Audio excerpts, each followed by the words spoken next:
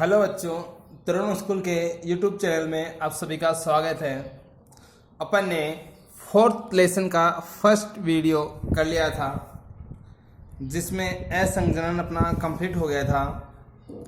आज अपन second part कर रहे हैं। सेकंड पार्ट है अपना अनिषेक बीजता या एगेमोस्पर्मी। अब ये अनिषेक बीजता किसे कहते हैं? असंजनन हो गया था तो अब आता है अनिषेक बीजता। नाम से ही है कि एक तो निषेचन के बाद बीज का निर्माण होता है, एक है अनिषेक बीजता यानी बिना निषेचन के ही बीजों का निर्माण होता है, उसे अपन अनिषेक बीजता कहते हैं। देखिए, यदि बीज का निर्माण बिना निषेचन के ही बीजांड की किसी भी द्विगुणित कोशिका या असामान्य द्विगुणित भ्रूण कोश की किसी कोशिका से होता है तो इसे अनिषेक बीजता कहते हैं। इन पादपों के सभी जीन मात्रक पादप के ही होते हैं। अब देखिए कि अनिषेक बीजता यानी कि बीजांड के अंदर जो बीजांड से बीज का निर्माण होता है, बीजांड से बीज का और अंडाशय से फल का निर्माण होता है, ये चीज अपन पहले ही बता चुके हैं। तो जो बीजांड से बीज का निर्माण होता है तो उसके अंदर बिना निषेचन के ही बीजांड की कोई भी द्विगुणित कोशिका जैसे अध्यावरण या बीजांड काय की कोशिका या फिर भ्रूण कोश की किसी अन्य कोशिका से द्विगुणित कोशिका जैसे दो केंद्रकीय होती है ध्रुवीय कोशिका, वो द्विगुणित होती है उससे, या फिर अपन ने असंजन के अंदर पहले पढ़ा है कि गुरु बीजाणु मात्र कोशिका के अंदर अर्धसूत्री विभाजन के बिना वो सीधे ही द्विगुणित भ्रूण कोश का निर्माण करती है। तो उनकी कोशिकाओं से यदि बीज का निर्माण होता है तो उसे अपन अनिषेक बीजता कहते हैं। अनिषेक बीजता के द्वारा प्राप्त जो बीज होते हैं उनके अंदर सारे के सारे गुण हैं वो मात्रक पादप के ही होते हैं। आगे देखिए, अपस्थानिक भ्रूणता भी एक प्रकार की अनिषेक बीजता है। अब जो उपस्थानिक भ्रूणता अपन ने पहले पढ़ी है वो भी क्या है, एक प्रकार की अनिषेक बीजता ही है। फिर आता है अपना सूक्ष्म प्रवर्धन, माइक्रो प्रोपोगेशन।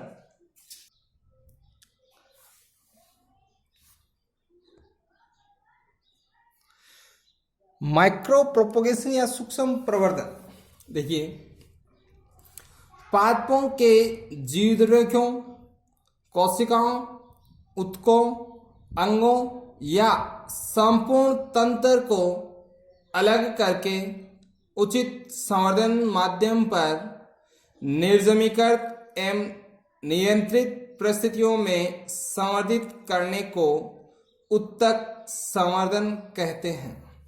अब जो सूक्ष्म प्रवर्धन है वो क्या है कि किसी भी पादप के जीवद्रव्य यानी कोशिका से जीवद्रव्य निकाल लिया जाए या संपूर्ण कोशिका हो जाए या अपन पादप का कोई ऊतक ले लें या फिर उसका कोई अंग ले लें और उसको अलग करके पादप के इन जीवद्रव्य कोशिका, ऊतक, अंग या संपूर्ण तंत्र को अपन अलग कर लें मुख्य पादप से। फिर उसको निर्जमीकृत का होता है जिसके अंदर कोई जीवाणु नहीं हो, वो संवर्धन माध्यम ले लिया जाता है। संवर्धन माध्यम के अंदर नियंत्रित परिस्थितियों के अंदर उसको संवर्धित किया जाता है, इसे उत्तक संवर्धन कहते हैं। अब बात आती है संवर्धन माध्यम की। तो संवर्धन माध्यम है वह पोषक माध्यम होता है जिसके अंदर सभी पादप के लिए उचित पोषक तत्व उपलब्ध रहते हैं। जब कोशिकाओं या ऊतकों का पात्रीय संवर्धन किया जाता है तो केलस या प्ररोह का निर्माण होता है। यानी जब संवर्धन माध्यम होता है, संवर्धन माध्यम एक नाम है पात्रीय संवर्धन। पात्रीय संवर्धन का अर्थ है कि किसी भी पात्र के अंदर संवर्धन की क्रिया की जाती है। तो इसके अंदर क्या होता है कि किसी भी पादप की कोशिका या ऊतक को अपन जैसे ही पात्रीय संवर्धन करते हैं तो सबसे पहले केलस, यानी केलस क्या होता है, कोशिकाओं का समूह होता है या फिर प्ररोह का निर्माण होता है।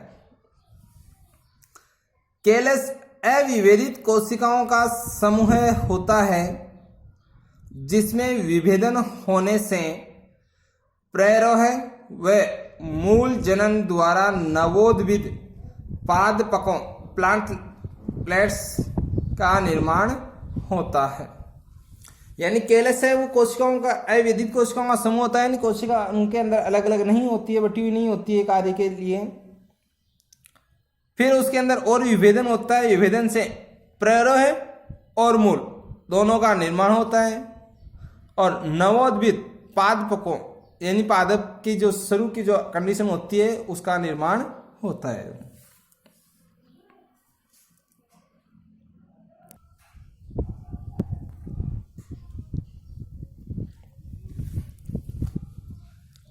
कम समय व सीमित स्थान में आर्थिक महत्व के असंख्य पादपों को विकसित करने की इस पात्र संवर्धन तकनीक को ही सूक्ष्म प्रवर्धन कहते हैं। यानी कम समय लगे, सीमित स्थान, कम स्थान के अंदर अपन अधिक महत्व के यानी अधिक से अधिक पौधे अपन प्राप्त कर सकते हैं, उसे ही अपन सूक्ष्म प्रवर्धन कहते हैं। इस विधि का उपयोग रोग मुक्त व आर्थिक महत्व के पादप को वृहद स्तर पर विकसित करने में भी किया जाता है, जैसे आर्किड, ग्लैडियोलस, गुलदाउदी आदि। देखिए कि इस विधि के द्वारा कम समय के अंदर और अधिक गुणयुक्त पादपों को कम लागत के अंदर अधिक मात्रा में अपन विकसित कर सकते हैं। सेकंड टॉपिक है अपना पॉलीएम्ब्रियोनी या बहुभ्रूणता। कि बहुभ्रूणता किसे कहते हैं? नाम से ही है कि बहुभ्रूणता यानी किसी भी बीज के अंदर एक से अधिक जो भ्रूणों की संख्या है वो ही बहुभ्रूणता कहलाती है। देखिए, एक बीज में एक से अधिक भ्रूणों के विकसित होने की प्रक्रिया को बहुभ्रूणता कहते हैं। यानी कि एक ही बीज होता है, एक बीज में आमतौर पर एक भ्रूण होता है, लेकिन कई बार क्या होता है कि एक बीज के अंदर एक से अधिक भ्रूण हो जाते हैं, तो उस कंडीशन को अपन बहुभ्रूणता कहते हैं। एंटोनी वॉन लीeuwenhoek, जिसने सर्वप्रथम जीवित कोशिका की खोज भी की थी, एंटोनी वॉन लीeuwenhoek ने सबसे पहले संतरे के बीजों में बहुभ्रूणता की खोज की। क्वेश्चन आ जाए कि सबसे पहले बहुभ्रूणता की खोज किसने की, तो उसके अंदर एग्जाम्पल आंसर आएगा एंटोनी वॉन लीeuwenhoek। सामान्यतः बहुभ्रूणता की स्थिति में एक स्वस्थ बीज में एक ही भ्रूण परिपक्वता प्राप्त करता है तथा शेष भ्रूण विकास की विभिन्न अवस्थाओं में नष्ट हो जाते हैं। आमतौर पे देखा गया है कि एक बीज के अंदर यदि एक से अधिक भ्रूण होते हैं तो उनके अंदर एक भ्रूण ही क्रियाशील रहता है, बाकी के अन्य जो भ्रूण होते हैं वो नष्ट हो जाते हैं।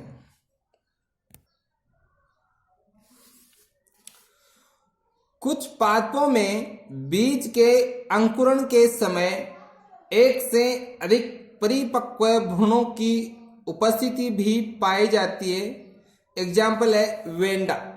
वेंडा है वो एक अधिपादप होता है।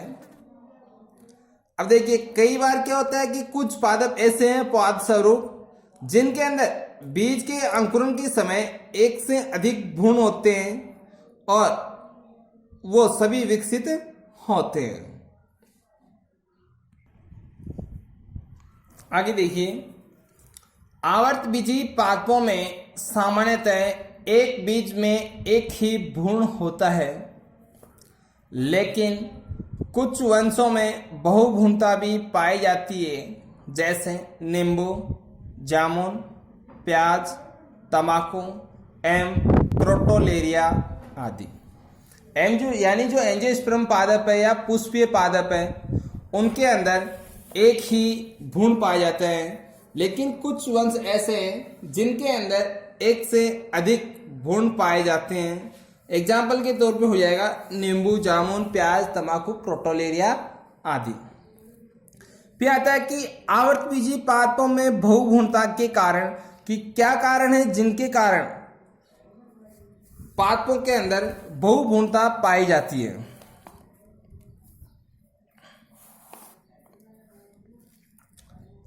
आवर्तबीजी पादपों में बहुभुनता निम्न कारणों से उत्पन्न हो सकती है।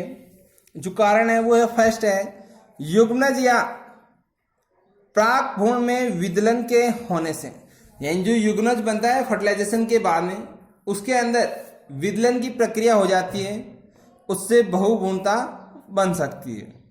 सेकेंड है भ्रूण कोश में अंड कोशिका के अतिरिक्त किसी अन्य कोशिकाओं के सक्रिय होने पर, यानी जो भ्रूण कोश होता है, भ्रूण कोश के अंदर एक अंड कोशिका होती है, यदि उस अंड कोशिका के अतिरिक्त किसी अन्य कोशिका भी सक्रिय होकर के वो भ्रूण का निर्माण कर लेती है तो भी बहुभ्रूणता पाई जाती है। बीजांड की बीजाणुद्भिद कोशिकाओं से, बीजाणुद्भिद क्या आता है कि जो द्विगुणित कोशिकाएं होती है, जैसे बीजांड या अध्यावरण की कोशिकाओं से भ्रूण का निर्माण हो सकता है। बीजांड में एक से अधिक भ्रूण कोशों के विकसित होने से, जो बीजांड होता है उसके अंदर आमतौर पे एक ही भ्रूण पाया जाता है, भ्रूण कोश पाया जाता है, लेकिन कई बार क्या होता है कि बीजांड के अंदर एक से अधिक भ्रूण कोश हो जाते हैं। तो यदि एक बीजांड के अंदर 2 भ्रूण कोश है तो 2 भ्रूण बन जाएंगे और वो पॉली एम्ब्रियोनी हो जाती है। कल अपन बहुभ्रूणता का वर्गीकरण, क्लासिफिकेशन ऑफ पॉली एम्ब्रियोनी का अध्ययन करेंगे।